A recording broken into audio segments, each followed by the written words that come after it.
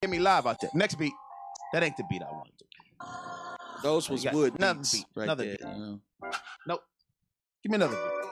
Give me another beat. Nope. That's not it. That's the beat. Turn it up. Oh, word. Turn it up. I gotta hear it a little louder. Can you make it louder than my headphones? Turn me up in my headphones.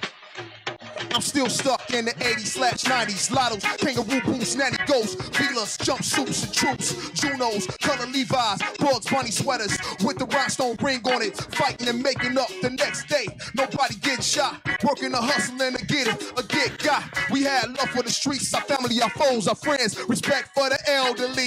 Pager/payphone, sneaking into Adams Theater. Watching Crush grooving tougher than leather. Hopping gates out the college port to bang out, cause you don't wanna get caught at mom's crib or at Vaughn's crib. Eating funny dinner with the fam. Church every Sunday, 8 o'clock a.m. And even if I fell asleep in the back row or played sick, no matter what, man, I still had to go. 80s, baby. He's a DJ, I'm the rapper. He's a DJ, I'm the rapper. 80s, baby. He's a DJ, I'm the rapper.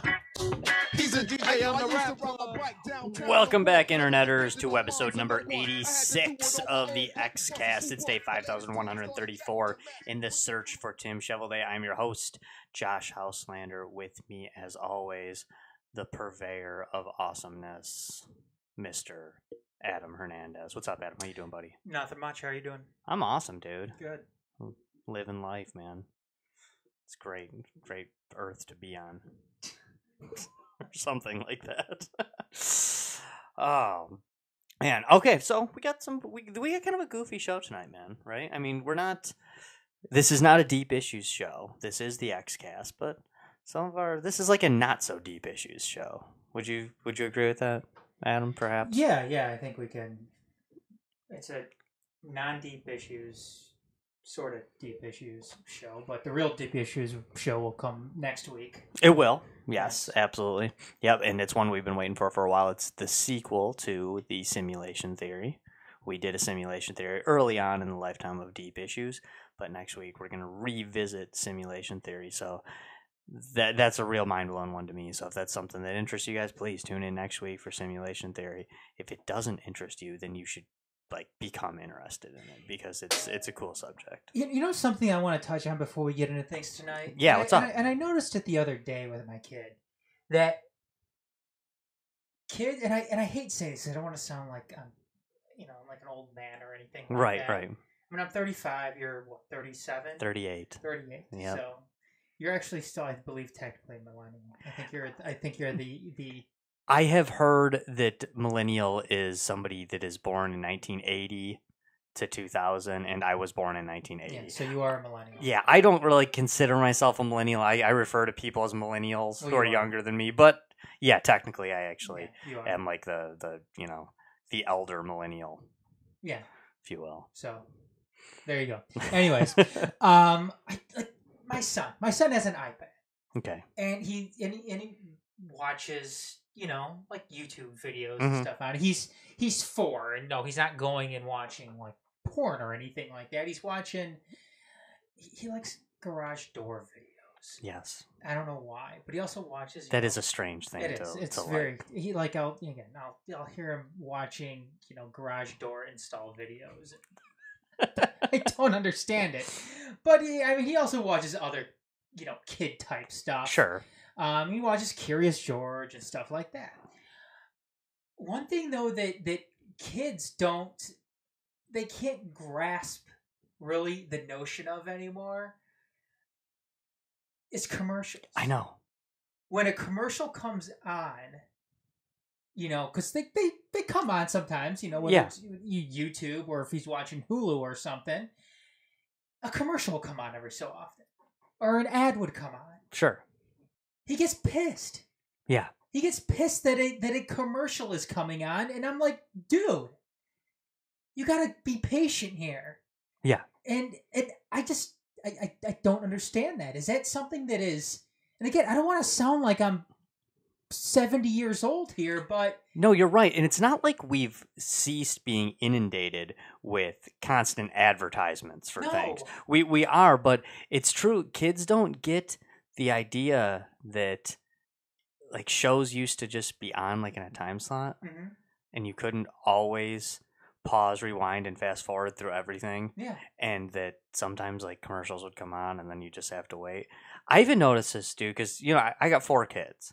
I got kind of 2 a little older and 2 a little younger. And I noticed that even with my old kids and my young kids, is that, you know, my 15 and 12-year-old still are old enough to get that, like, there was a time when you watch stuff, and sometimes there's commercials. They get it both ways, because they're on, you know, grew up with YouTube and things like that a lot more than we did, of course. Yeah. So they understand it, and, you know, they watch stuff on their phones and everything else. But, yeah, my younger kids, for sure, just don't get it. Like why are they interrupting my show? Why are they interrupting my thing? I was watching something. Yeah. And like, who are they to, you know, come in between me and Paw Patrol? Yeah, and I hate commercials too. Don't get me wrong. I think commercials suck. Yeah, we all do. You're supposed to. Yeah, look, I don't even like the commercials during the Super Bowl when you're supposed to like commercials. Right. But man, 4-year-olds and anybody that's, you know, below the age of what? I don't 15? know. Yeah, I guess. Zero concept, zero patience when it comes to sitting through these commercials. No, and it is, and I don't feel like I don't think we're setting them up to become very patient adults someday. when this is like a major issue. No, I'm with you, man. That is, it is strange, you know. And they also don't seem to get the idea that, like, some shows can't just be watched at all times. Like, you know, because everybody is on demand. So it's just like they want to watch Scooby-Doo. And it's like, no, just put it on. It's on. You know, it's well, Scooby-Doo's not on right now. Yeah. Like, I got rid of cable. I don't have cable anymore.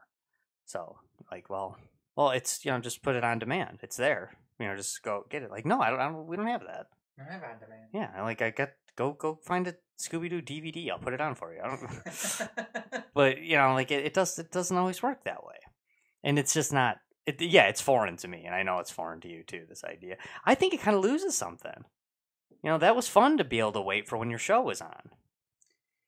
Yeah, and I still deal with it a little bit myself. Like, I'm a big fan of The Walking Dead, and The Walking Dead isn't on right now.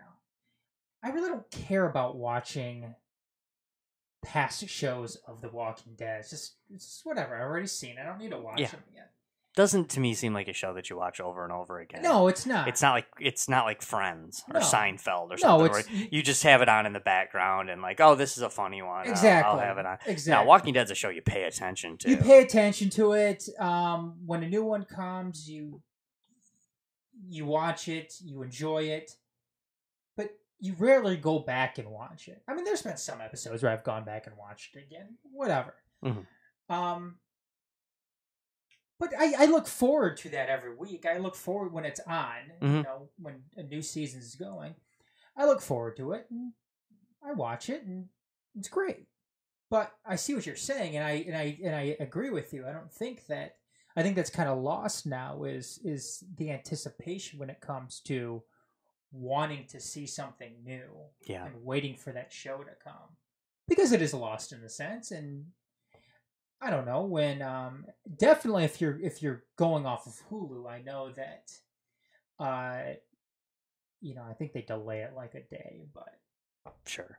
I've noticed that too. Where since I got rid of cable and got rid of the DVR, there's a couple of shows like, oh, Monday night I watch this show, you know, so I'll flip it on. But even that, like, I was watching Gotham for a while, kind of a cool show, you know. I was trying to catch it, and I think they moved that. I think it was on Monday. I think they moved it to maybe Thursday. I don't even really remember, to tell you the truth, because I kind of lost interest in it.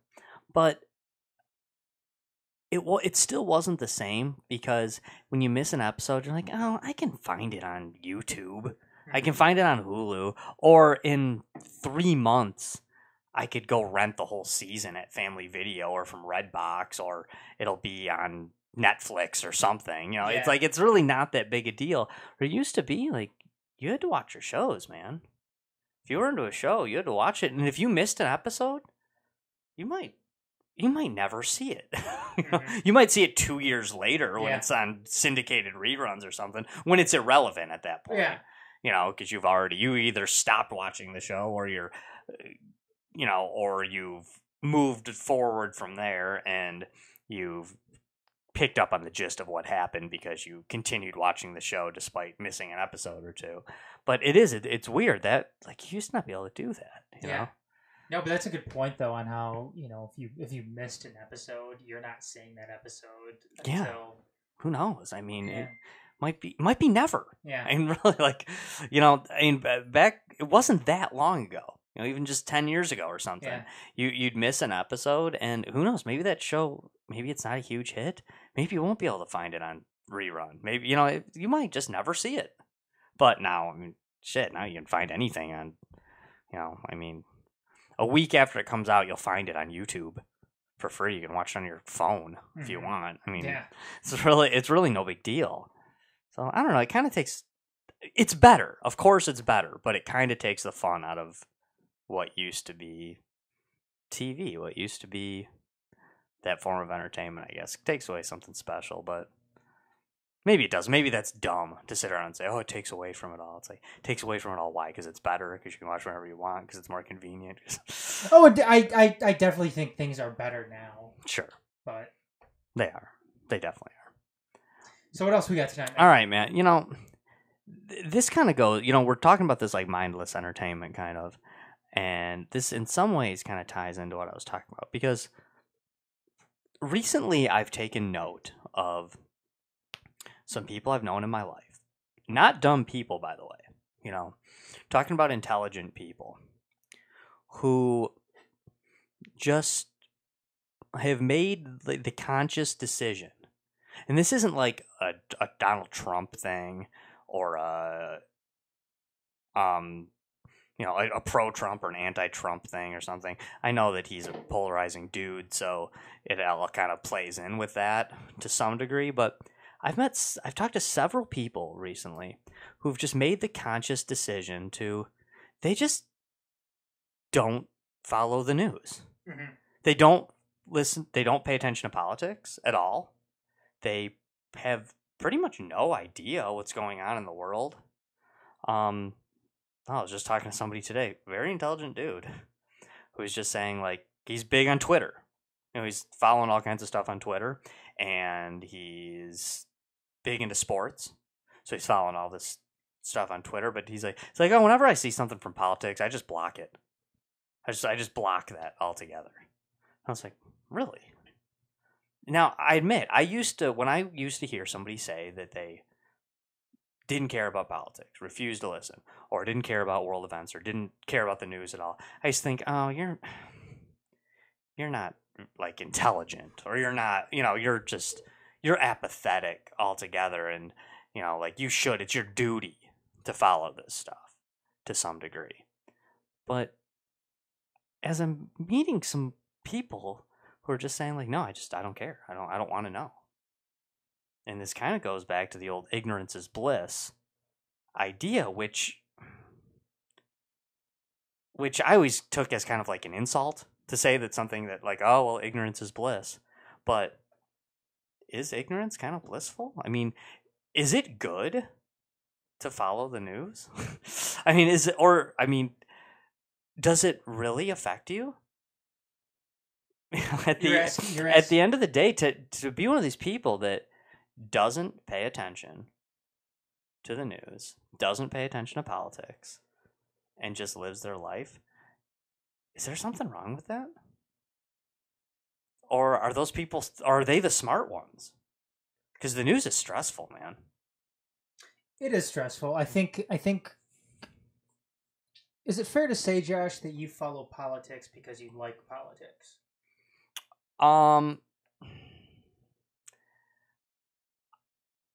Not entirely, but yes. I that is, I think, fair to say. You find it interesting. I do, and I've always said that. In past years, I've always said I think it's somebody's duty to follow politics, but I don't think it's necessary to follow it quite as much as me. And I admit it's easier for me because I do enjoy it. I do take pleasure in it to some degree, but I do think that that you should follow it to some degree. And I think a lot of people do. Like election years, I think, everybody loves politics in election year. I definitely don't want to see those people voting. Yeah, I don't. I tend to agree with you. I don't want to see those people voting. I mean, if they do go out and vote, that's their right. Of course. Of course. But you are an uninformed person, and quite frankly, you're probably doing more harm than good. Adam, I totally agree with you, and I've gotten a lot of grief for having that opinion over the years, especially from the left. I get it from both sides, grief on it, but it seems like especially from the left, I get a lot of grief for saying that, listen, if you don't want to pay attention, that's fine. But if people are not going to pay attention, I just assume you didn't vote. Mm-hmm. You don't have an opinion? Cool. But to me, that doesn't make sense, Josh. I mean, I'm not saying what you're saying doesn't make sense. It doesn't make sense to me that if you're not going to pay attention, if you're not going to, tune into the news, listen to what Donald Trump or Adam Schiff or Rand Paul or Bernie Sanders, has to say about something, or Ted Cruz, who's running in an election running for re-election down in Texas, or Alexander Cortez out in the Bronx. Why are you going out then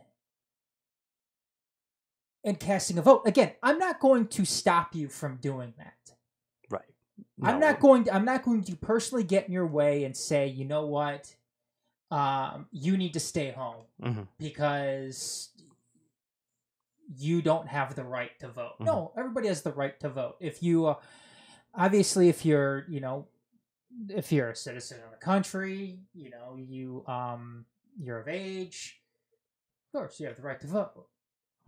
But is it really good for you to go out and cast an uninformed ballot? Yeah, I agree with you. I mean, why? I mean, are you going to vote and just write down a person's name that you like? Or are you going out there and voting for who your husband or who your wife or girlfriend or boyfriend or mom or dad or aunt or uncle told you to vote for? I mean, if you're just doing something because somebody told you to do it, what kind of person are you? And what kind of person are you?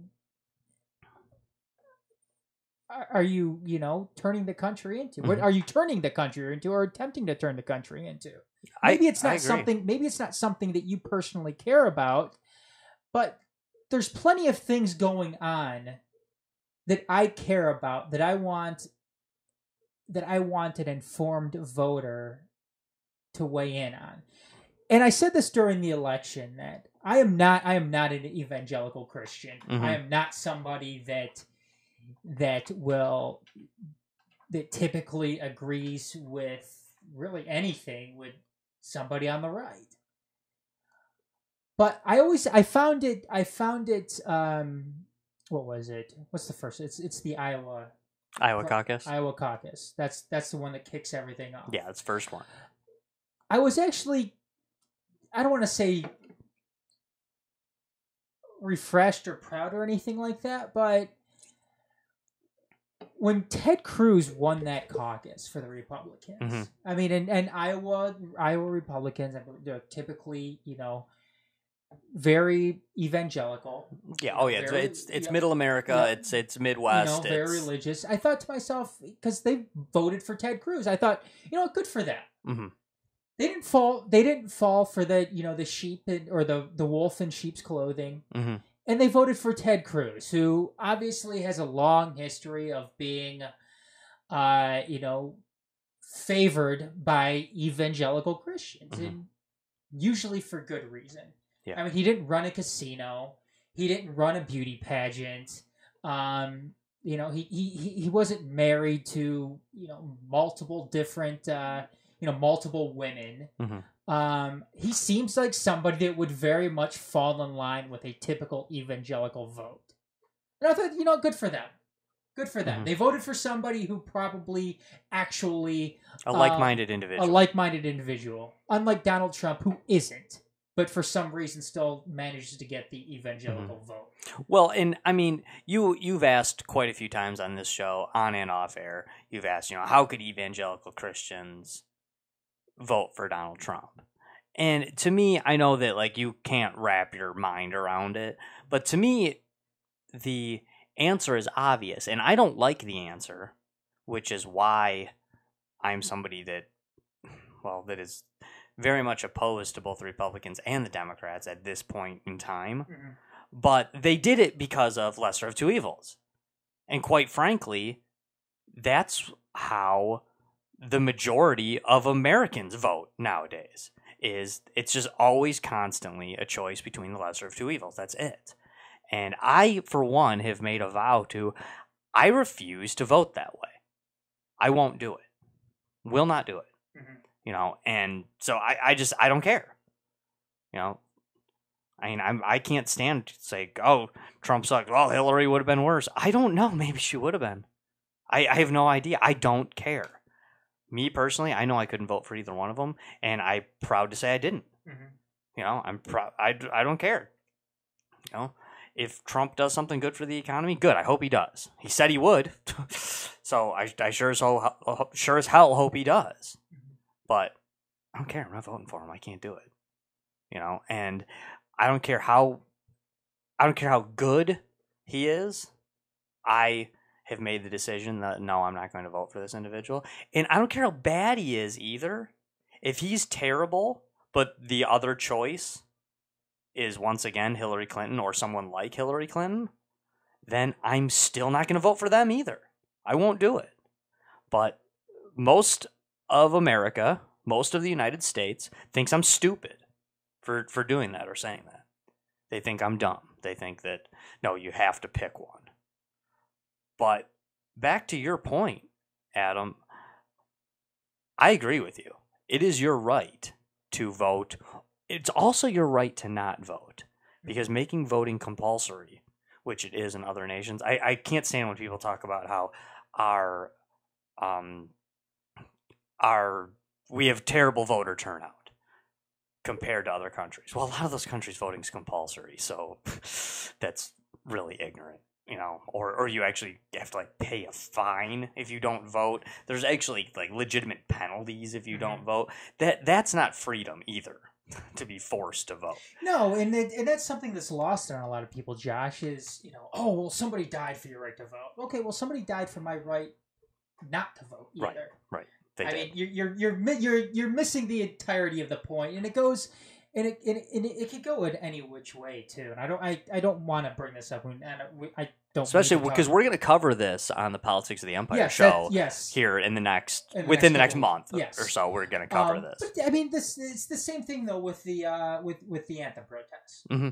I mean, it's somebody goes and says, oh well, somebody died for their right to go and play football, and okay, well, I agree with you, they did, but they also died, so they make that choice, when they protest. Yeah, it's kind of like burning the flag. I pretty much am going to go out on a limb and say that any person that's ever burned the United States flag is a jerk. Unless they're disposing it. Yeah. Well, yes. No, I want to be very clear about that. That they burn them in a proper way at the, I actually know some people that do that at their 4th of July party every year and do it in the exact proper way. And it's a cool little ceremony, very, very cool. Definitely not what I mean when I say that. But someone who's burned the flag in protest, I think for the most part is probably a jerk, or at least was being a jerk that day when they did it. But people say, oh, so then you support a constitutional amendment, banning flag burning? No, not at all. You want to burn a flag? Burn it. Burn whatever you want. You want to burn a flag? Burn a flag. You want to burn a cross? Burn a cross. I probably won't like you either, but you can. You can. I'm a devout Catholic, but you want to burn a cross? Burn a cross. I don't care. I think you're a jerk. That's it. And then if there's, and I was just saying the people burning the cross be a jerk, the people burning the cross because they're in the KKK, well, they're in a whole different level of jerk. But again, whatever, man. Seriously, whatever. That's your thing. Go burn something. I don't care. Yeah. I really don't care. You actually have that right. And again, because you have the right to vote and the right to not vote, I feel like you have a right to vote. If you choose to exercise said right, then you kind of have a duty and obligation to at least kind of know what you're talking about. Mm-hmm. To do at least minimal research on what exactly you're voting on. Voting's important. It is. It's important, and if you choose not to participate in it, then so be it. That's fine. I don't care. I'm not one of those people that goes out and crams it down somebody's throat that you have to get out there, you have to vote. It's important.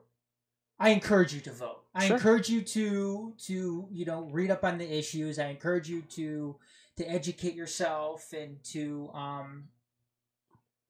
and then to turn that education and top it off with casting your vote. I think that's extremely important. A very good friend of mine who is on the left, big left winger, very intelligent guy. It's not you, Adam. Although that could describe you too. Oh, thank you. He's actually significantly to the left of you, honestly. But him and I have debated this before, and he's a big rock the vote guy. And I'm not at all. And I always say, in a perfect world, under this system, everyone educates themselves, and then everyone votes. But if you aren't going to educate yourself, yeah, I admit, I don't mind saying it. I'd assume you stayed home. If you are going to insist on not educating yourself, or you don't wish to educate yourself, then please, by all means, don't vote. Because, quite frankly, your vote counts just as much as everybody else's, and that made that somebody else's research kind of worthless. I want to rock getting informed. Yeah. I want to rock getting informed, and then once you're informed, cast your vote. Mm-hmm. That's what I want to rock. Because if you don't get informed, then you know what? You end up making a bad decision. I agree with you. Or you turn one vote into two votes if you're just sitting here following what your husband or your wife or whoever wants you to vote for. Yeah. And I have talked to people too, and I guess this is a fair point. But I've talked to people that have said, well, I don't pay attention, but my husband does. Or my mom does, or fill in the blank, it doesn't matter. But, I don't pay attention, but my husband does. And we agree on most things, and he did the research, so I'm voting with him. Okay, I guess. I feel like that is a major cop-out, and politics isn't in politics, and living out your everyday life isn't about Cliff's Notes. No, it really isn't. It's more important than that. And don't sell yourself short by taking the easy way out here. Because eventually all this stuff will. It seems like at some point it's going to catch up with everybody, and maybe it has. Maybe it has right now, because we see right now what's going on. Right now we have a president who. And I don't want to turn every show for me into a Trump bashing hour, but right now we have a president that speaks out of both sides of his mouth. And I know you could say that about you. Well, you could say that about any president. Mm-hmm. But just take, for instance, today. Last week during that Helsinki summit, Vladimir Putin himself came out and said, I wanted Donald Trump to win, and I directed some of my people to help him win. Today, Donald Trump is talking about, I'm afraid, the Russians are going to hack the elections to, help Democrats win. It's like, what are you talking about here? You say all these different things, and and then you're trying to turn last week's sentence from would to wouldn't to, I didn't say no when I thought that when I was asked if Russians are still a threat, but I didn't say no to that question. I said no to no more questions, even though I was answering multiple questions after that. does this administration take the American people for idiots? For complete fools? And it's I don't know. Like I said, I don't want to get on this topic. I'm just saying that if you fall in love with the flavor of the week, and I know the flavor of the week when it comes to politics can turn into the flavor of the year or the flavor of 2 years or whatever. And that flavor can then become the most powerful person. Yeah, and it can become the anti-flavor overnight as well. Yeah. I mean, is that what you want? Yeah. Because I think a lot of people out there, 4 years ago, 8 years ago, because I've seen it before. I've seen people go out and say when Barack Obama was, running for president, he can't be president. He's only been a senator for X amount of years. This guy doesn't have any experience. All of a sudden, that's completely turned around. Right. Well, both political tribes, as I've tried to point out, I feel like it's been my mission on this show for the last 6 months is just pointing out the hypocrisy of both sides. I really, it actually drives me crazy when the other side's person doesn't have a lot of experience, then you need experience. Experience is all that matters. When your person doesn't have experience, well, we need somebody fresh in there.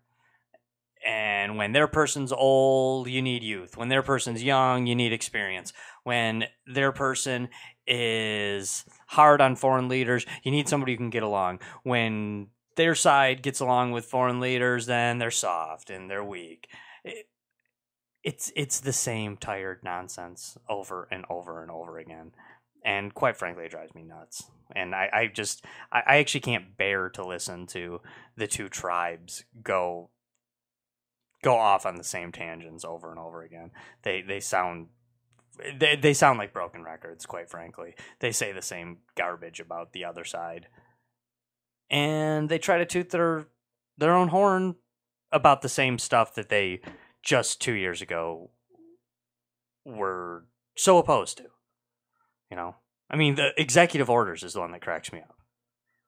Now all of a sudden Republicans like executive orders and Democrats hate executive orders. 2 years ago, Democrats were cool with executive orders and Republicans thought executive orders were the thing that was just destroying this nation. You know what though, Josh? I think that, and I agree with what you're saying. When there's hypocrisy on both sides, but it seems to me that what we have now is so completely and utterly off the beaten path here. Yeah. Because what some people say, oh well, Ronald Reagan, he used to be an actor, and he used to be what was he? Was he a radio show host or something? Yep. And I remember you mentioning, okay, well, that was how many years before he became governor of California? Right. But he was governor of California for a long time. Yeah, and then became president. A governor of a state that the stats, I mean, these changed around, and it depends on what exactly, what GNP you're looking at or whatever, but he was governor of a state for 8 years that if it were its own country, it would have like the 6th largest economy in the world. Which is where California, I believe, is right now. Yeah, I mean, basically, you're talking about the largest state in the union. Mm-hmm. And he actually, that is a Democratic stronghold. He was there as a Republican, and they loved him. Mm-hmm. They loved him. I mean, that's a unifier.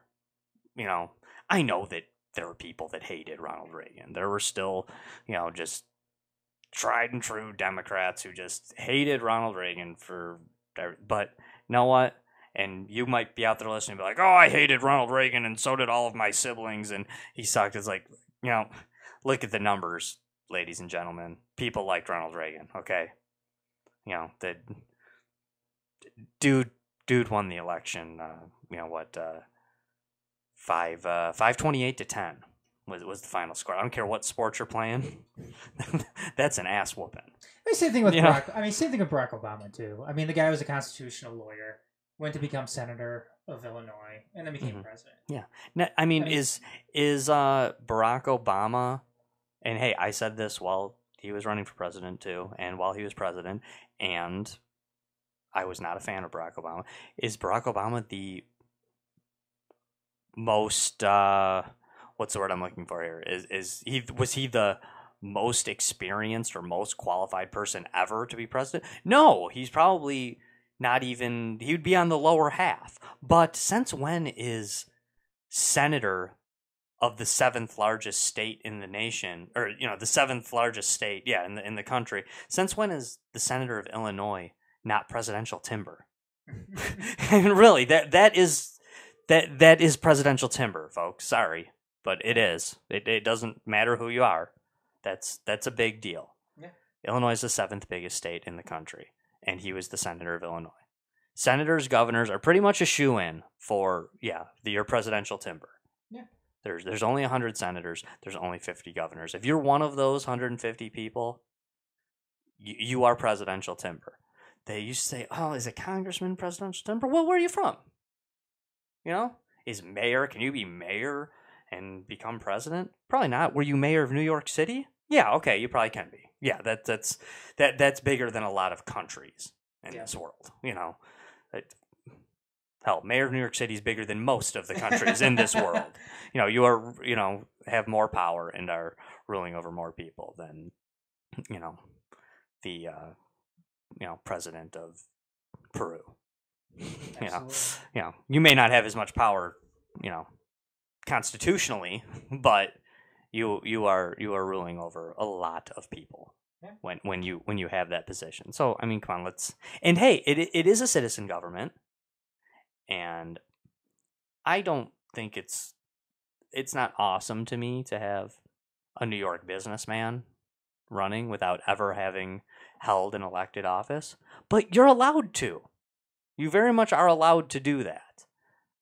And the reason I didn't vote for Donald Trump wasn't, well, if he just would have ran for Senate first or ran for Congress first. No, I didn't vote for Donald Trump because I didn't like Donald Trump. Mm-hmm. I'm not going to handicap myself and say I will never vote for a person who's only been a successful businessman. No, I'd vote for that person. I would have voted for Ross Perot probably had I been old enough to vote. My dad did. Yeah,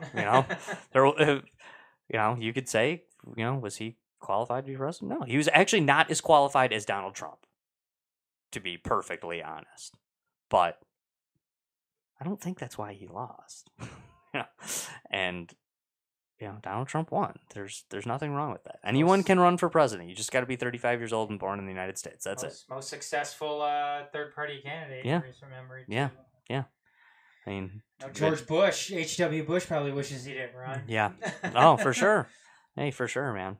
No doubt about it. But again, no electoral votes for Ross Perot. Did he have trouble too didn't somebody threaten his daughter too? He dropped out. And, he technically entered the election 3 times, but and a lot of the numbers show. Who knows that these numbers can't be proven, really. Nobody ever actually cast those votes. But a lot of data shows that had he stayed in the race from day one, he may have become the president of the United States. It was looking that way. But he didn't happen. 19% of the votes, nothing to scoff at. I mean, 5th of the country voted for him. Yeah, absolutely. That's pretty cool. 5th of the country actually over a 5th, because the Libertarian candidate, I think Moreau, was his name. Between them, for that's pretty big. 1/5 of the country didn't vote for a Republican or a Democrat that time around. That's a big deal. So it can be done, people. Get the right person in there, and it is possible to actually take votes from the 2 powerful tribes. If you read the Constitution, Republican and Democrat are actually not 2 of the branches of government. You would think they are, because that's kind of how our government's run right now. It's almost like there's the executive branch, the legislative branch, the judicial branch, the Republicans and the Democrats. Yeah. It's not supposed to be like that. It really isn't. It's not right. But I guess my question is, though, because we get so stressed out about, we are talking about, is it even worth it to watch the news? And we just start talking about the news. We go into it and start. But for those people that don't follow it, I don't know, maybe they're the smart ones. You can, because I do know people that live their lives, go to work, go to school, go do both, pay attention, have friends, make money, spend money, take vacations, have children, live lives, get married, and just don't pay attention. And they just go off and live the same lives we do, man. Is somebody not paying attention, though? I mean, is living that type of lifestyle, is that really good for collectively? I don't know. I guess that's the question. Is it bad to have those people? I mean, I almost kind of wonder, would it be better to just have a solidly powerful base of rights, not a solidly powerful base of government, but a solidly powerful base of rights and justice? Ideally, yeah, yes. and then people don't have to vote. Ideally, yeah. And this again, we'll talk about this in. But you're. I don't think you're ever going to get to that point if you are uninformed. If you're uninformed, you're simply just going along with what is put in front of you.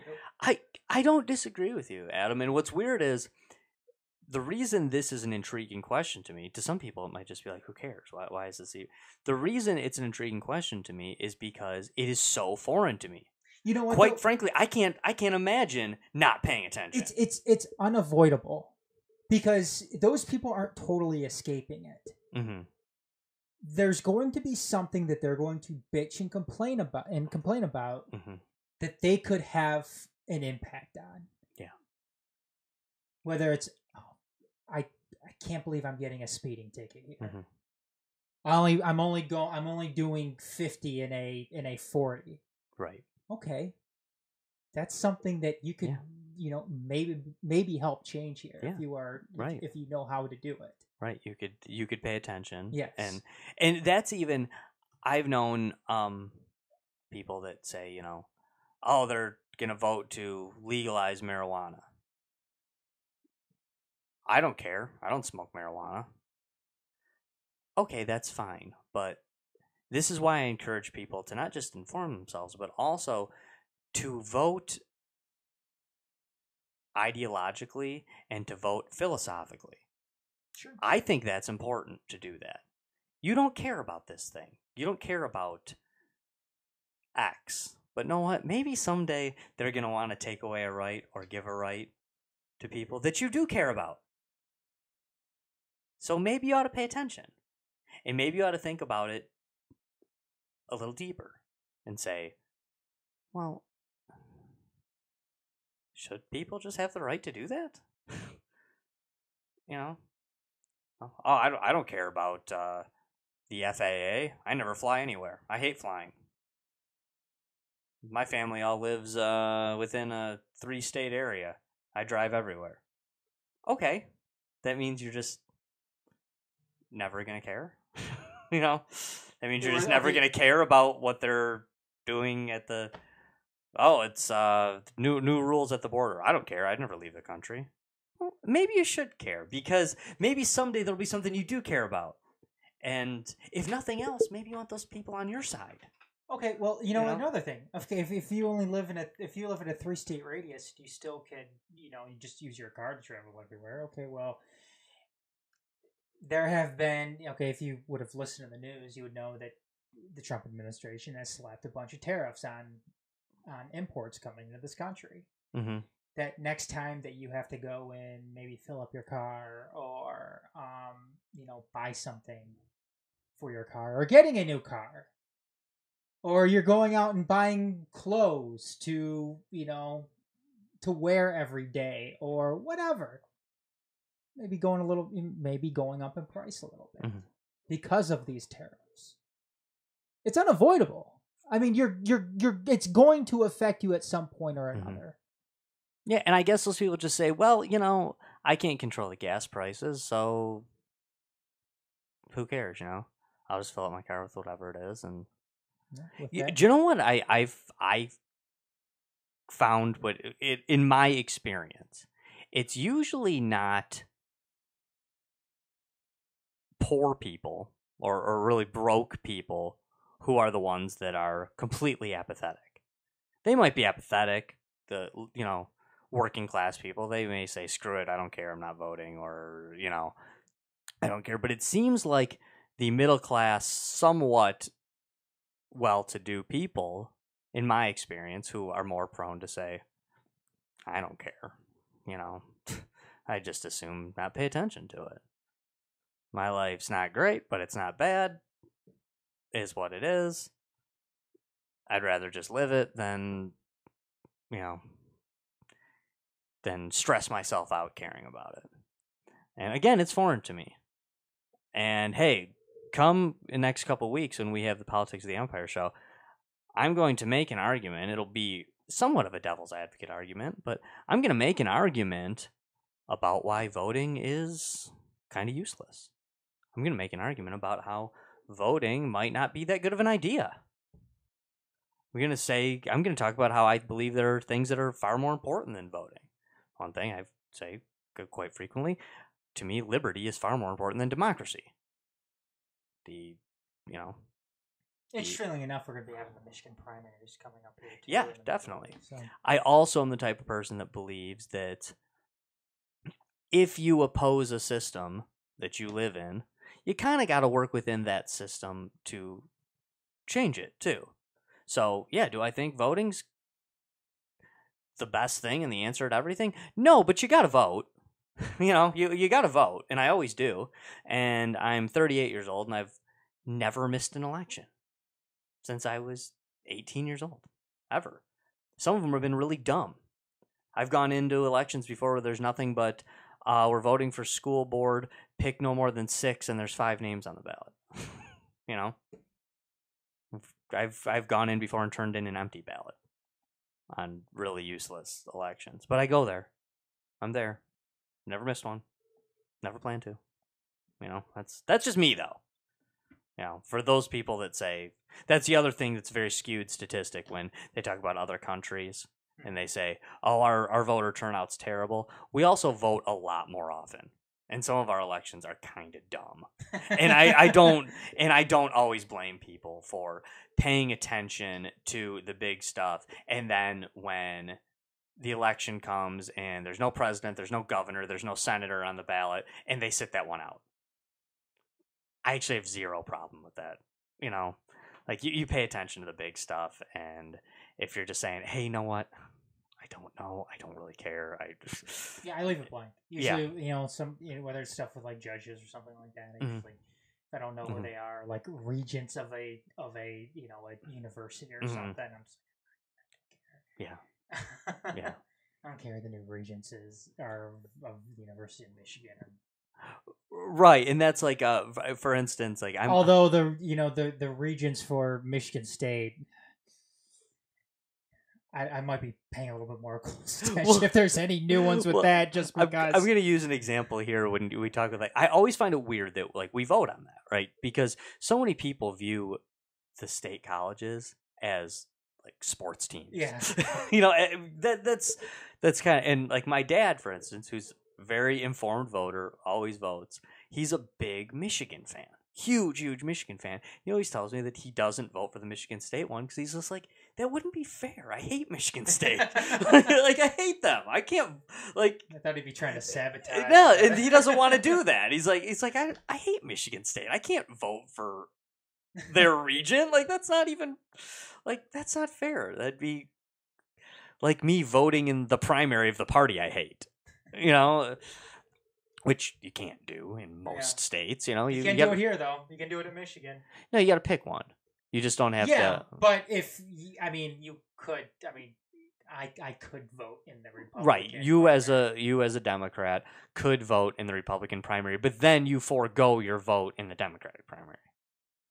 Yes, which I'm not going to do. Yeah, exactly. So if someone wants to forego their vote in their own party to vote for the person that they like the least, or that they dislike the least, is that that the thing, or the person that they're trying to sabotage or something. This happened in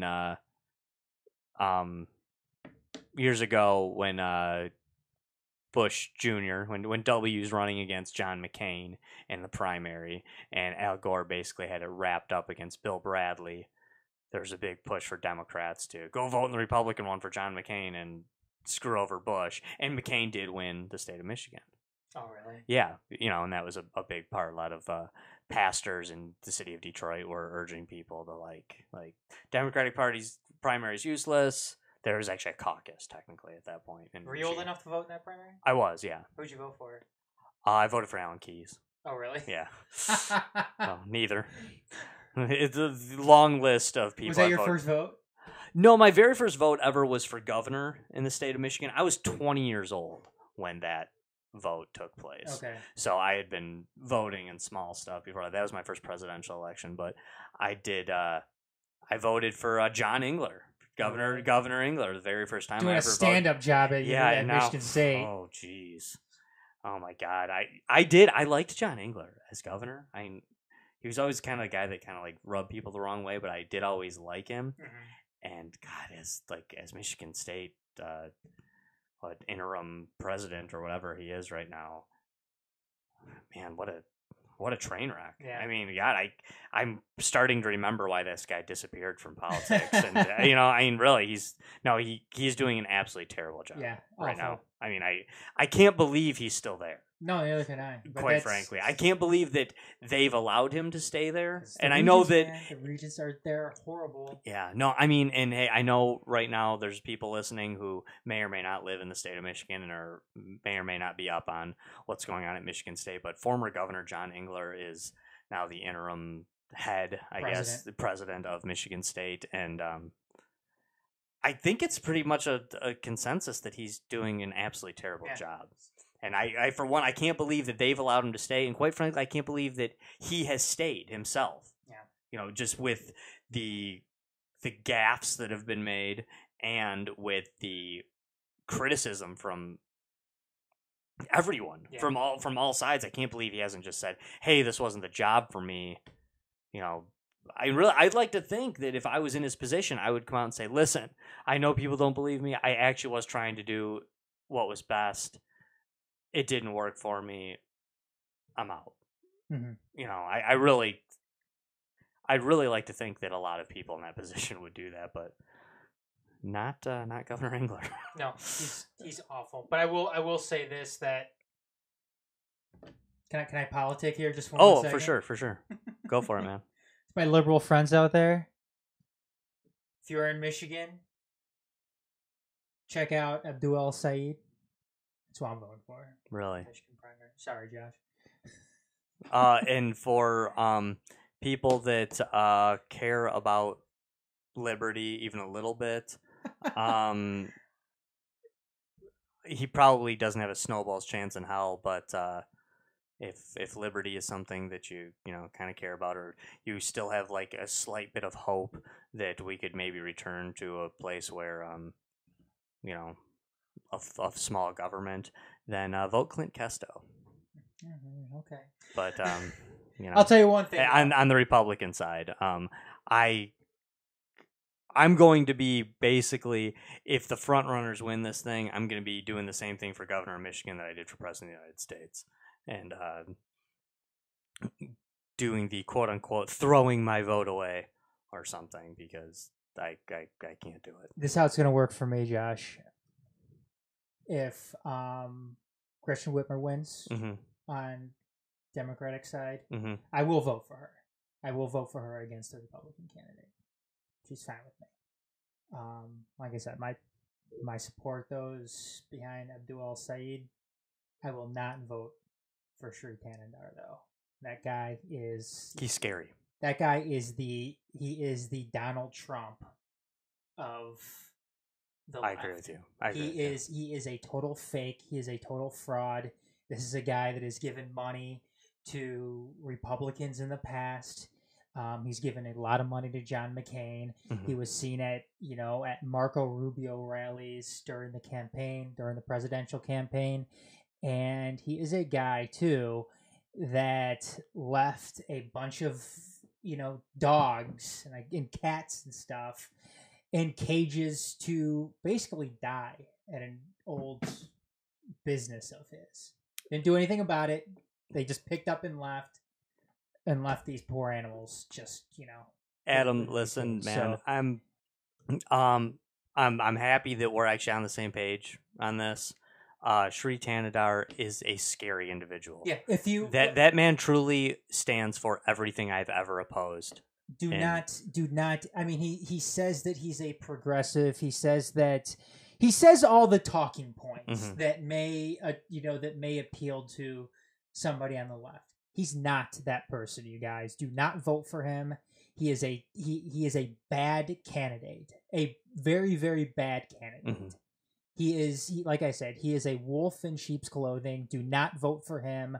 Vote for one of the two candidates if you are going to place a vote on the Democratic side. When it comes to Gretchen Whitmer, her big slogan, I think she's going to win. Oh, she probably will. I think she's going to win the whole thing. I think she's going to be our next governor. And her big slogan is the fix the damn roads thing, which is... It's a bad talking point because people on the right use it all the time. No, it's a big thing here in Michigan. Our roads are terrible. Yeah, they suck. They're the worst thing on the planet. And quite frankly, there's part of me that wants to see her win because I don't think it can be done. There is no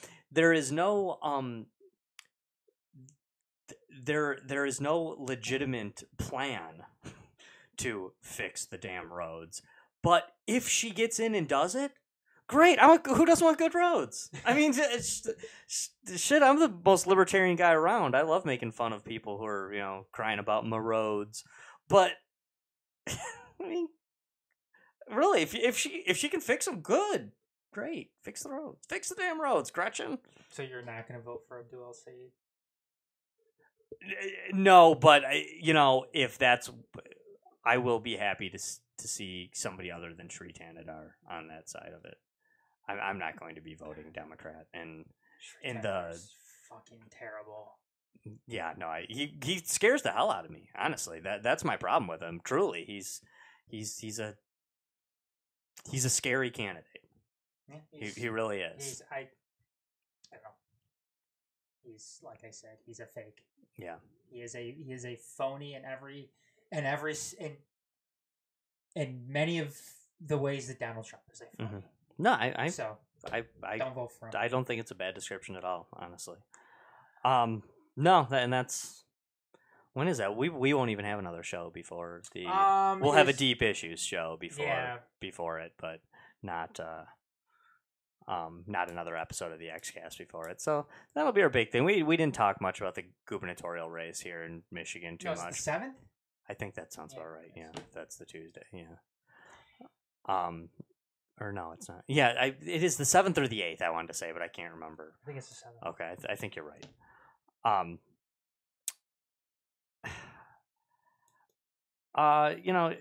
Going off. You know what, Adam? You have a topic you want to discuss, right? Let's jump into that. You want to jump into that? Because my other topic, we went long on this, and that one it can wait till the end of the show, or it can wait till a different show. Quite frankly. Okay. So.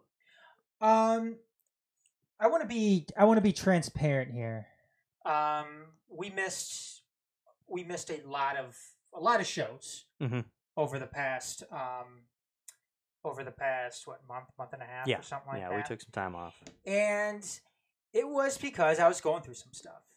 I deal with depression, I deal with anxiety on just about a daily basis. I will say things are a lot better than what they were.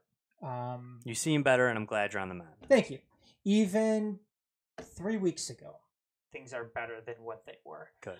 I want to bring something else up because I don't want to be singled out. I'm not singled out at all because this is something that millions and millions of people deal with on an everyday basis as well. Depression and anxiety isn't some uncommon ailment that somebody goes through. Not at all. I think it's something that everybody, in some sense, deals with at some point in different times of their life. I think you're strange if you don't. No, absolutely. Not bad strange necessarily, but but strange. Yeah, there's some people that obviously can manage it better than others. And there are some people out there that just simply don't deal with it as much as other people. It could be chronic, it could be obsessive, and when it gets to that point is when it really becomes a problem for some people, which is like what it became with myself. It became chronic. Well, it is continually for myself chronic, which is what chronic actually means, but it really becomes a problem when it becomes obsessive, which is also something that obviously that I've been dealing with. And there's another term for it. There's people deal with OCD, obsessive compulsive disorder, and it's something. It's another ailment that people have to deal with.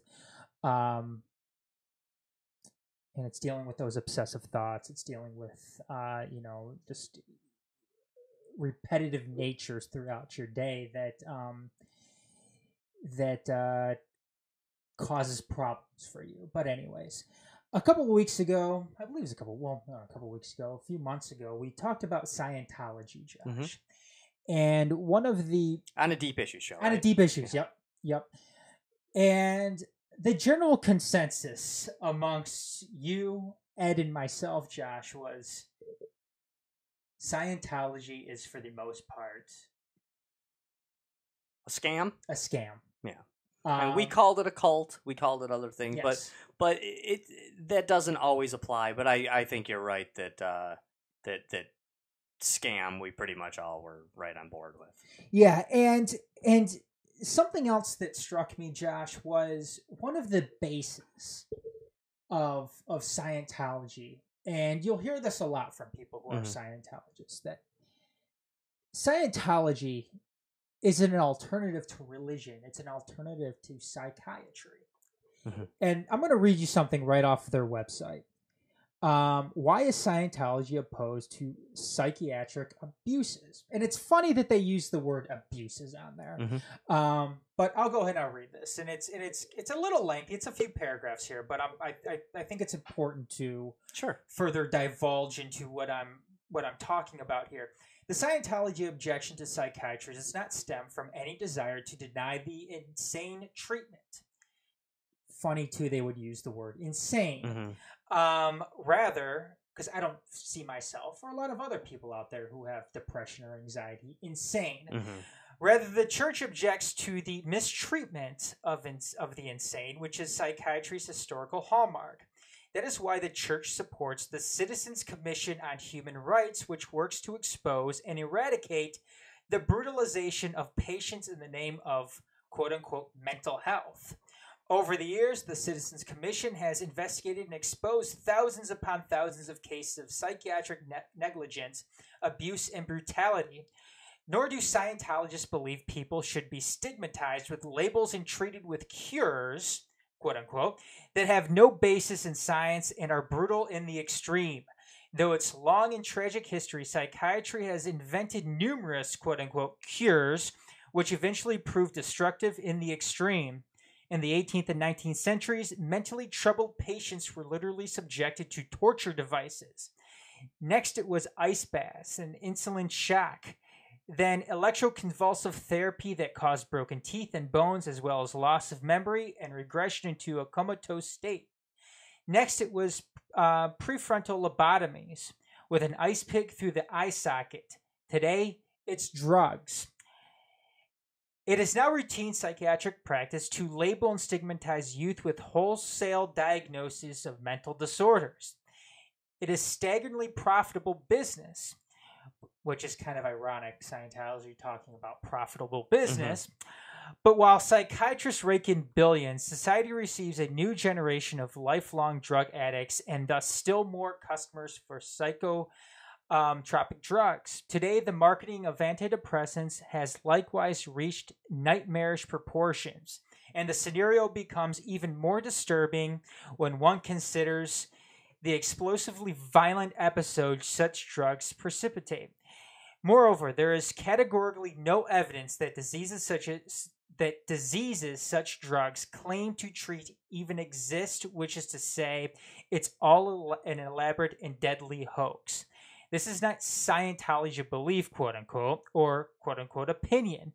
This is fact. That is why Scientology oppose psychiatric abuse. Now, again, like I said, I thought it was interesting that they are using words in there such as abuse and the insane. I will go off personal experience with this. When I went in for my evaluation, and this is something, like I said, I've been dealing with all my life. Sure. I've been talking with doctors at various stages of treatment, and it is my fault that I stopped therapy in the beginning or before, or I've stopped taking drugs before. I will say this as well, that doctors today don't force you to get on a drug. No. They don't force you to take a drug. They don't force you to really stop a drug. Now, they could stop prescribing something for you. But if you go up to a doctor and say that, look, I really like taking X drug, whether it's an antidepressant or something else, they will keep prescribing you that drug if it's reasonable.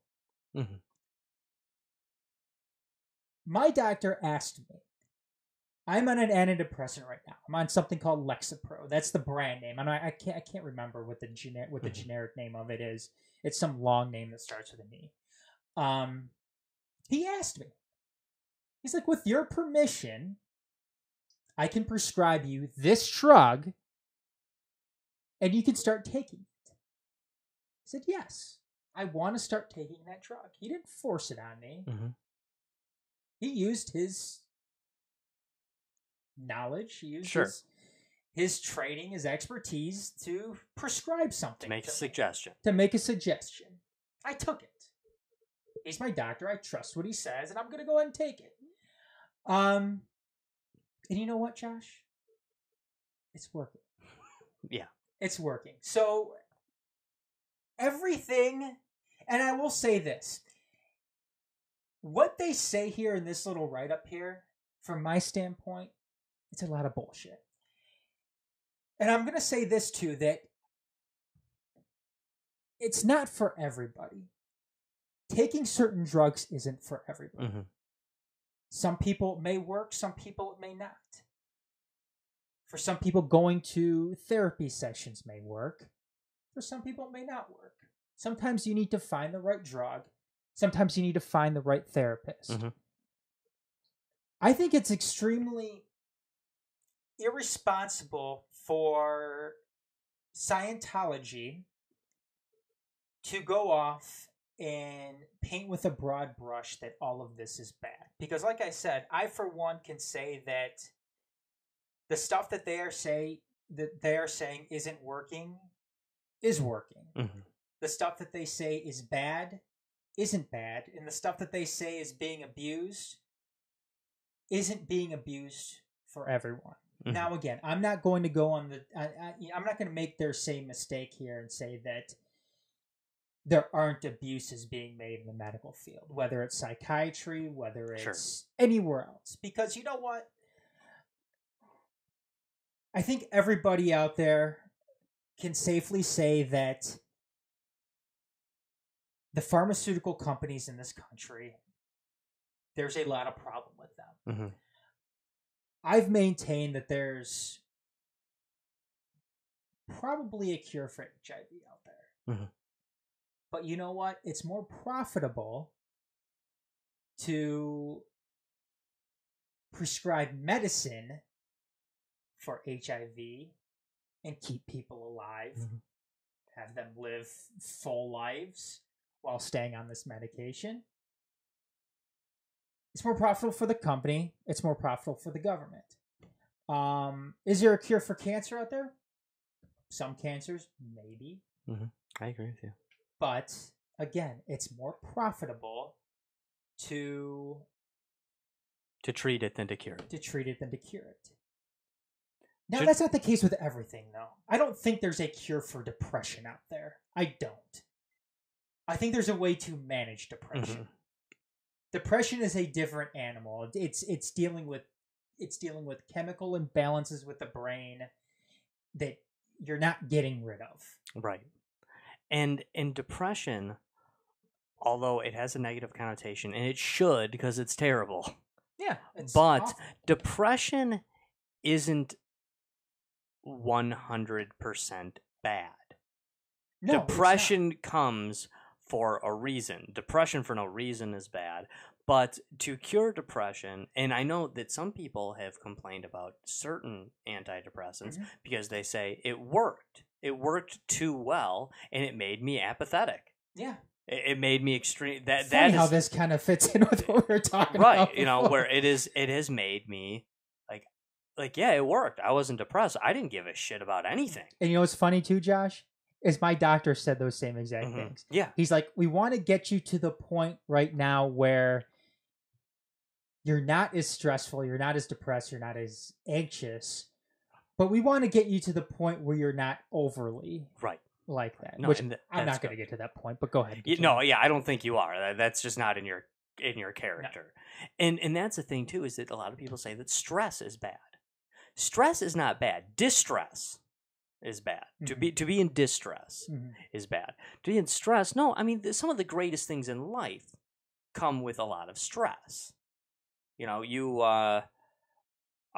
is being a doctor more stressful than working at Family Video? Yeah. In some ways, yeah. In a lot of ways, it is. It might not be as stressful when it comes to pay the electric bill, when it comes time to do that.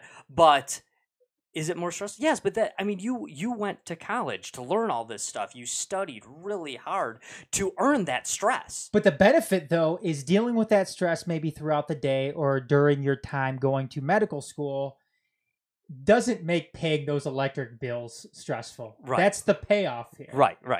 And just like, when people say that stress is bad, it's like, are you a parent? Have you ever had an infant? No, that's stressful. That can be a very stressful time. But would you trade it? No, of course not. I think toddlers are probably more stressful. Yeah, probably. Teenagers can be a little stressful too. I know you haven't dealt with that one yet, but you will. Not yet. You will. But so you don't want to be apathetic when it comes to something like that. No, you're right. And do you know what I was very surprised with those series of paragraphs you read, because this isn't always true for Scientology, is that was very well written. It was very convincing. Really. And actually, they made their point well in the beginning by citing historical instances where that were true. They made some correct points, some fair points about the history of mental illness in the developed world, the quote unquote developed world. But then they use those to then try to they use those in an attempt to make their point, but again leave out that major point that you made completely of choice. Of choice. I don't think there's a whole lot of people that chose to have a lobotomy.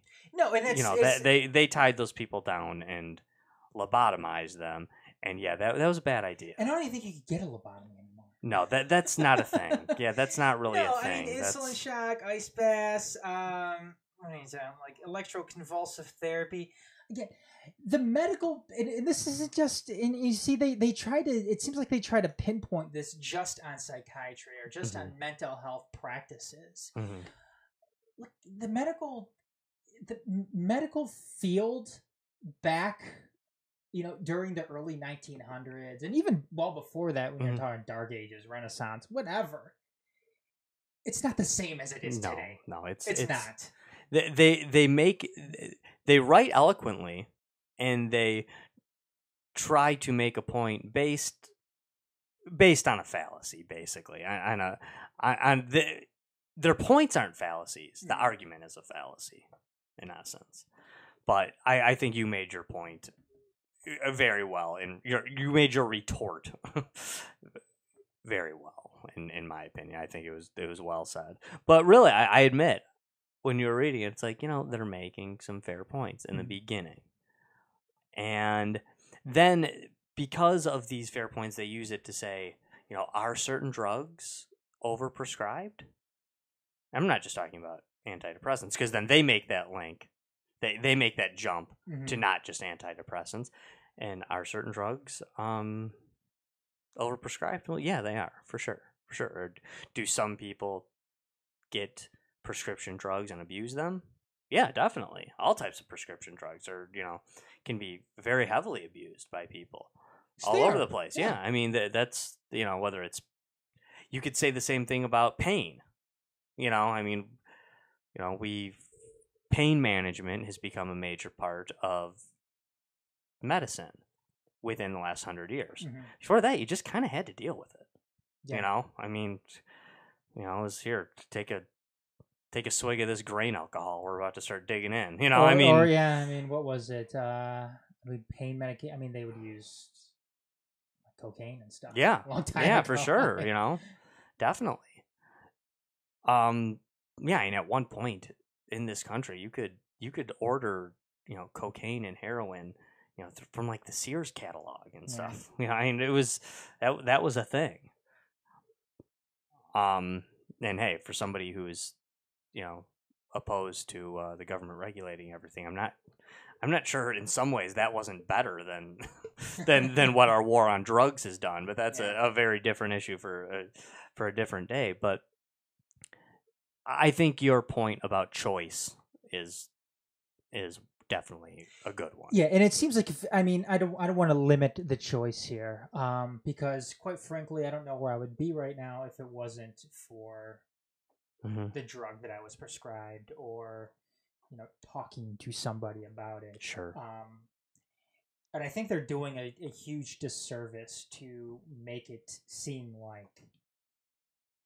I don't think they are doing a disservice to people and to their followers, that this is the only way to make yourself feel better. And strangely enough, again, we've already done our show kind of exposing some of the strange parts of Scientology, but strangely enough, Scientology's methods in some ways harken back to these antiquated ideas that they're criticizing at the beginning of this article. Yeah.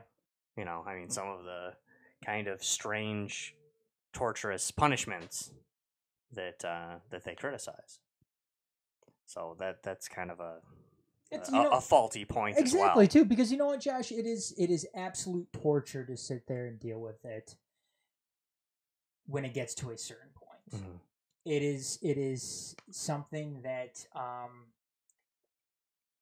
that you don't want to get out of bed. You don't want to. You lose interest in pretty much everything, and you are paralyzed. You are paralyzed in many ways by fear, and obviously that's why some people end up taking their own life, because it's just something that they don't want to deal with anymore, and like I said, you are in your own personal hell if you're not given opportunity to at least attempt and try a different method that may work out for you. So, Like I said. Excellent points, Adam. I'm glad we talked about this, and I'm glad that you wanted to open up about it on the show too. You know, fuck Scientology. Hey, we had a news section tonight. We do. Good segment though, Adam. Thanks a lot for breaking into that. Yeah, no problem. I will say this, that what do we have here?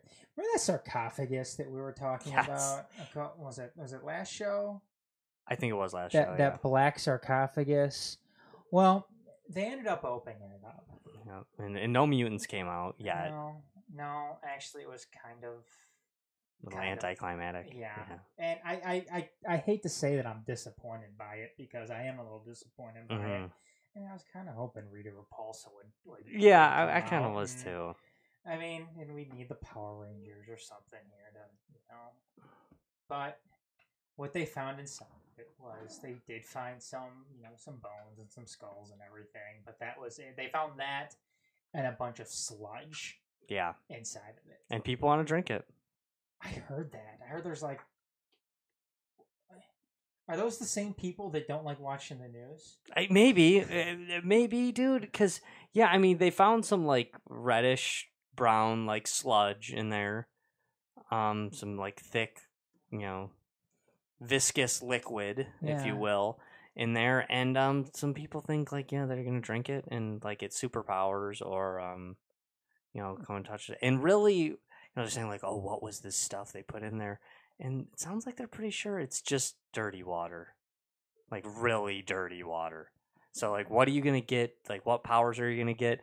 Explosive diarrhea is the power you're going to get when you drink that. And maybe death, too. Yeah, maybe death.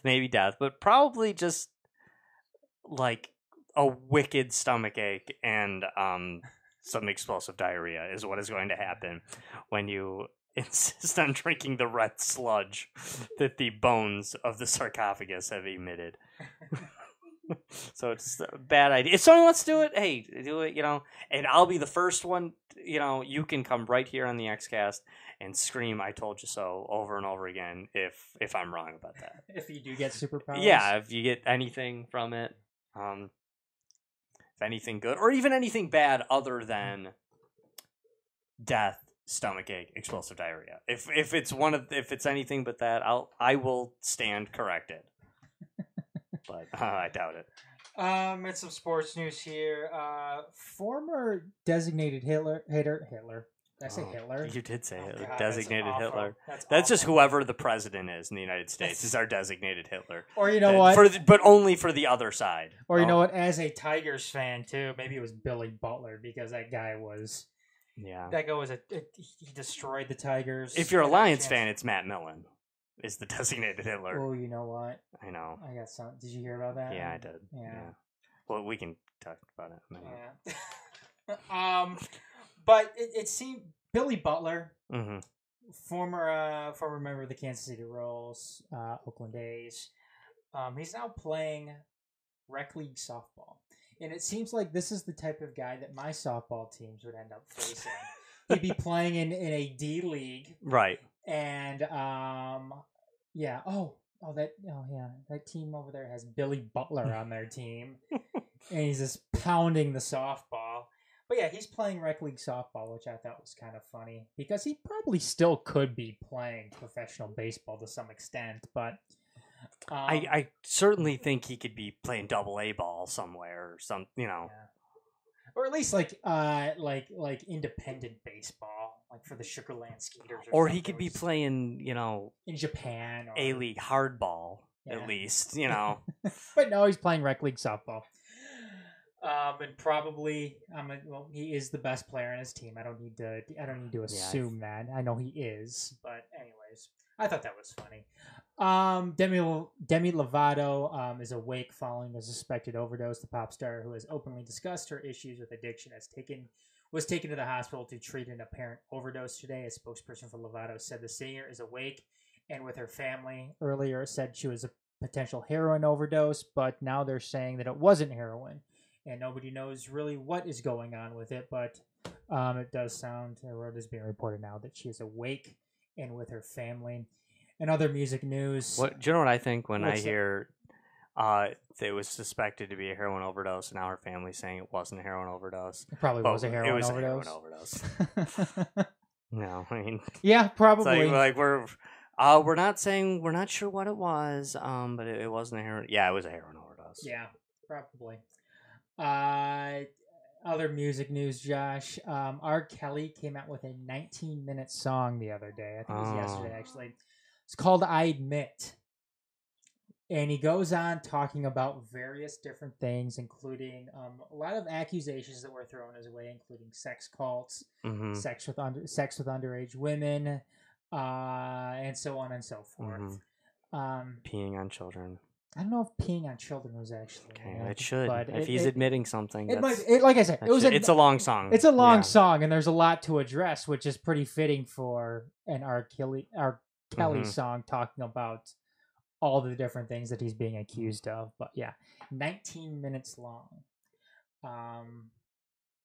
Anyways, here, let's see what else we have. I really want somebody to listen to that song and tell me what it's like, because I don't think I can do it. I'm not. I that's just, life is finite, and I don't think I have 19 minutes to spare on that. Hey, you've got 4 kids, man, so you definitely don't have 19 minutes to spare. I do not have 19 minutes to spare on that. More sports news. Zach Britton, Orioles lefty, is heading to the Bronx in exchange for Dylan Tate, Josh Rogers, and a reliever, Cody Carroll. So the Yankees are shoring up their bullpen a little bit. Very interesting, too. Interdivision trade between the Orioles and Yankees there. So, also Ivanka Trump, her namesake fashion brand is shutting down, according to multiple news outlets. President Trump's eldest daughter is pulling the plug on her clothing and shoes company more than a half year after she stepped away from the brand to join the White House. So Ivanka Trump's clothing, shoe, and I believe her home goods brand is going to be no more, at least until she is probably out of the White House. So, which she won't be, because according to a meme I saw yesterday, she's going to be president from 2024 to 2032. Oh. This is right after Trump wins in 2020. We're going to have Ivanka for 8 years. Well, I thought we were going to have Mike Pence and then Ivanka. No, I think it's going like just through the whole Trump family. They just showed it was like Trump for 8 years, then like each of his kids. Oh. Ending with the youngest one. Oh, so Barron's going to run too? like 2054, I think was the math. Does he have any illegitimate children out there? I'm assuming he does. You know what? I'm actually assuming he doesn't. Oh, he doesn't? Yeah, just because they would have come forward, you're Donald Trump's illegitimate kid. You're a fool if you're not coming out of the woodwork. I don't know. Maybe those Cohen tapes will tell us something. Maybe there's payouts to the illegitimate children out there. Maybe. I think they'd know. They'd be better off to not take the payoff and make a name for themselves and get in the news. I mean, just like what's her name, the porn star, Stormy Daniels. Like, she took the payoff, and then she's like, "Nah, it'll be better to take whatever penalty I get from breaking the deal." And yeah, she's making a killing right now, right, too, on the stripping scene. Yeah. Oh yeah, and she's getting too frisky with cops in Ohio. Did you hear about that? Yeah, that is bullshit. Yeah. Anyways, Tiger Woods brought NBC's biggest British Open number since 2000. NBC says Sunday was the most watched final day of the Open since Tiger's Grand Slam win in 2000. This year's event was Tiger's first top 10 finish in a major since 2013. He actually did hold the lead at some point, but fell short of winning a major tournament. His last major tournament still, I believe, is the U.S. Open back in 2008. But will Tiger Woods ever win another major? Yes. You know what? My son from the green room just said yes. I think he probably will. I think you guys are nuts. I think he probably will. You guys are crazy. I think he is never going to win another major. I'm not rooting it. I'm not a hater. I think no way. You know what though? At the very least, I just want to see Tiger Woods in it on the last day of the tournament. Mm-hmm. It's cool. I mean, it's fun. It's more fun with him in it. I don't care what anybody says. It's more fun with Tiger Woods in it than it is with him missing the cut or not playing at all. So yeah. Yeah, to me, by me saying that, it doesn't take anything away from everything else he did and accomplished and won back in the day. But I just don't see him doing it. Too many guys need to not play well. You know, he has to have a great day, but it's not just him having a great day. Other people have to play like crap that day too, which is possible, but it's too many dudes. Yeah, who can do what he used to do. But I believe that's gonna be. Do you want to mention Matt Millen? Matt Millen is dealing with a very serious heart issue right now. Basically, what it is, I don't know the exact term of it. I don't know the exact medical term of it because it's one of those crazy long. Mm-hmm. It really starts with a name, but basically, what it is his bone marrow produces like this dangerous protein that ends up attacking his heart. So he is only going to have maybe a couple of years left to live unless he is able to get a heart transplant. Mm-hmm. And he is in his 60s. I don't know exactly how old he is, but if you're 60 years old in need of a heart transplant, that's going to be kind of hard to come by. Yeah. Usually it's going to go to obviously somebody younger Sure. that needs a heart transplant, but sad story today too on the Bleacher Report, talking about how he's kind of come, he's found peace with the haters and his condition and everything out there. And I wasn't a fan of Matt Millen. Obviously, I don't think anybody in this room was a fan of Matt Millen here. I mean, we're all Lions fans in here, and what happened during the Millen era, certainly it sucked. But when you're dealing with that, when you're dealing with somebody's health, I mean, I hope Matt Millen is able to me too. pull through this. Me too. And, I hope he is able to find a donor or something. He's able to, get past this. From what I can see, Matt Millen is a very good person. I think he was a very good announcer. I liked him as an announcer. He was a terrible GM. Awful GM. Absolutely terrible. Maybe the worst. Maybe the worst in ever. I mean, I think you can say Matt Millen was potentially the worst person in that position in NFL history. I think you can make an argument that he's the worst person in that position in sports history. Yeah, there's been some other guys coming. I believe that Indianapolis Colts, was it Ryan Grigson or something like that. Mm-hmm. He was pretty terrible too. Mm-hmm. But hey, he's a good announcer. He's a good person. He's a good player. Good player too. So it's I don't I hope that he pulls through, and thoughts and prayers for him and his family. But and I'm not going to pretend like he was better than he was as the Lions guy because of this. And I am glad that he has come to grips with, as he put it, the haters. You know what, too? Anything that the Lions do from here on out has nothing to do with Matt Millen. You can't blame Matt Millen. You couldn't blame Matt Millen a couple of years ago. So right. And a whole bunch of bad, cursy type things happened with the Lions before Matt Millen, too. Exactly. You can't blame Matt Millen for Wayne Fontes. How long did Wayne Fontes coach here? 75 years? Is it 75 or 76 years? I think I'll tell you what. During those Millen years, I would have taken Wayne Fontes back in a second. Yeah. No, I probably would have too. Oh man, what a horrible time that was. But like I said, it sucks. I hope he does. Find some way to manage and get through this. Yeah, I hope that's not weighing on him at this point, at least. No, I certainly, I'm sure it probably isn't. I'm sure that, I'm sure half-hearted Lions fans are definitely not in the mindset anymore at all. And good for him. I hope that's where he's at right now. Yeah, for sure. But yeah, that's it, Josh. Okay. Well, that has been the XCast. Please tune in next week here on the EmpireMedia.com, Facebook Live, the numerous places you can find us. Next week, we're going to have a packed week for you. We're going to have a show going on before it. It's not designated yet whether it will be Politics of the Empire or Loud State, our music show, but one of those shows will be next week before Deep Issues, but Deep Issues will be in the XCast slot where our topic will be Simulation Theory Revisited.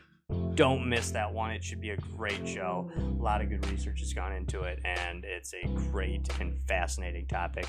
Thanks for tuning in, everybody. This has been the XCast. Bye for now.